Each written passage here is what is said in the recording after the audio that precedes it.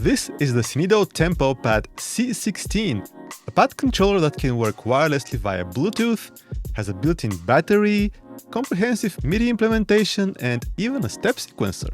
So it's a pretty nice controller, packed full of features, but there's one important caveat that you need to know about, and I'm gonna get to it in a moment. But first I wanted to say thanks to Synido for sending the Tempo Pad C16. They are, however, not sponsoring this video, and by watching other videos on this controller, I noticed that a lot of you guys are interested in this particular controller, so I had to share my honest take on it. I reviewed their Tempo Key keyboard last year, and that was a pretty decent keyboard, so I had high expectations for this one as well. And this controller is pretty well made too. It's obviously made out of plastic, but the build quality is excellent for this type of device. Besides the Bluetooth connection, it can also work wired with the USB-C port, and it even has MIDI in, out, and MIDI through on the back. The knobs, faders, and buttons feel every bit as good as a controller from a more established brand like the Arturia Minilab 3. The endless encoders have good resistance, and they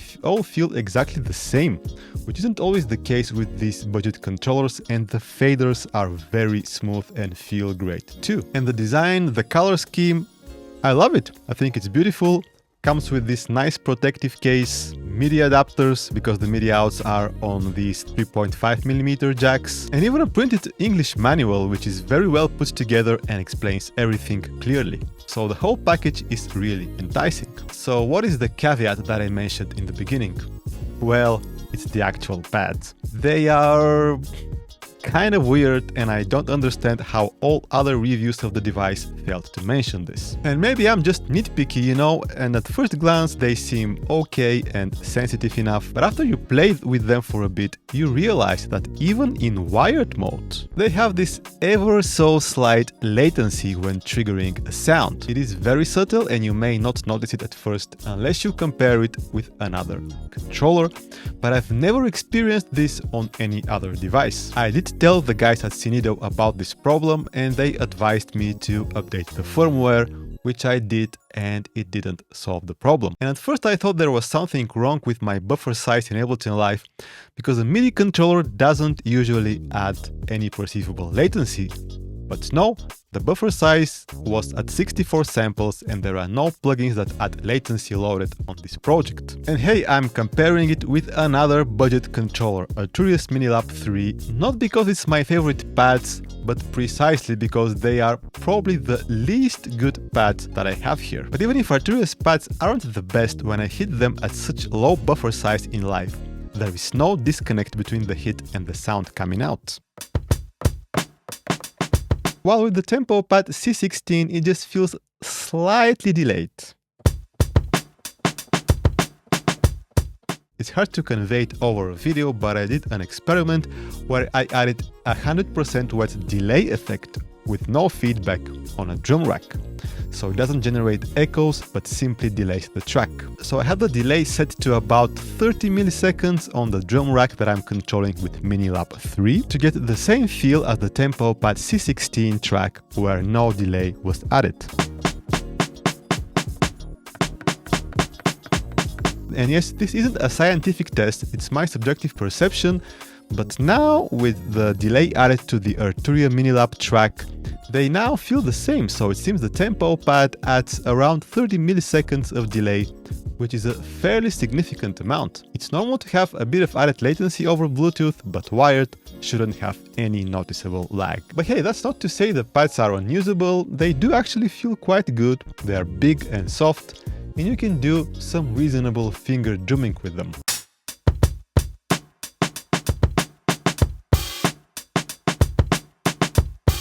Now, a lot of people, especially beginners, probably won't notice this because they don't have a point of reference, and some people are used to this as they run higher buffer sizes anyway.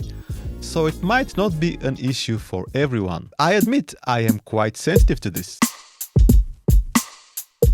Now, using it wirelessly with Koala on the iPad was fine, but the lag was even more noticeable due to the Bluetooth latency. Still, as you can see, this doesn't prevent you from recording decent drum patterns and sample chops.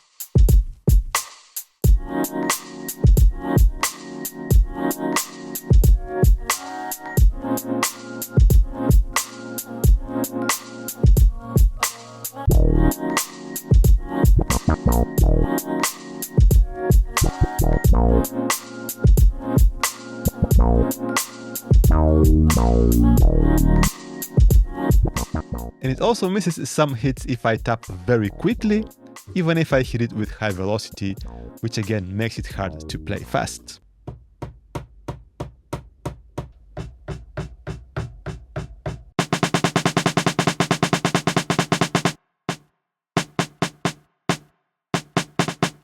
You see, other controllers don't do that, even this cheap Arturia, let alone a higher end one. This happens regardless of the velocity curve I've selected, but it's nice that the velocity curves, including the full level option, are easy to switch with this button here. But hey, you know, if that doesn't bother you, there's a lot to like about this device. You have 4 banks of pads, which are color coded, so you know exactly where you are, and 4 banks for the encoders as well. You can switch to a keyboard mode, where you can easily see which are the white and the black keys on the keyboard. You also have the obligatory note repeat, tap tempo, octave buttons for the keyboard mode, 16 levels velocity, basically it spreads a single sound to all pads but at different velocities, which is nice for adding some groove and nuance to your drums. You also have these transport controls, but they don't work straight out of the box with Ableton Live, as there's no MIDI remote script, so you have to map them manually, and the same goes for the knobs, faders, and the buttons below them. Another nice thing about the Tempo Pad C16 is that by holding this main encoder and pressing, let's say, a pad, or maybe turning a knob, you get all the settings for that particular control.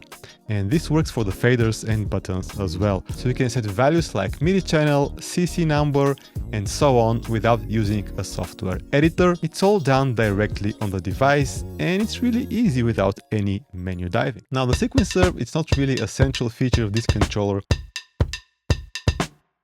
It's very basic, just 16 steps, so you can sequence some stuff with it, maybe okay for some quick jams. So overall, what's my take on this controller? To sum it up, there aren't that many cons to the Synido Tempo Pad C16, but the main con is a pretty significant one. The overall quality of the controller is pretty good, but are you willing to get something with less than optimal pads just for the convenience of wireless operation? And the price isn't that low either. You can get it for $159, and there are cheaper Bluetooth controllers on AliExpress and Amazon that will probably do the job for making beats on your mobile device. And while I can't vouch for their quality, there are also cheaper wired controllers like the PreSonus Atom that offer more responsive pads and DAW integration. So yeah, I didn't really want this to be a critical review of what's otherwise a decent controller, but I had to share my honest opinion. I hope this helps you. Like and subscribe if the video was useful, and I'll catch you later.